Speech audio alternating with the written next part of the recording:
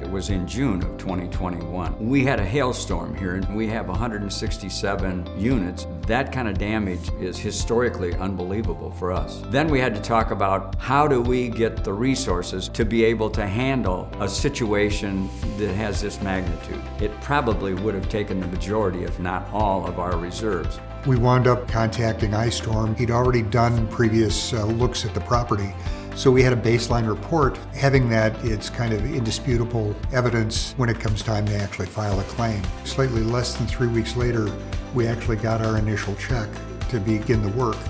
And receiving a $2.7 million in a check is something that opens your eyes. So the money that we've set aside every year in their reserves is going to be able to be repurposed and used somewhere else.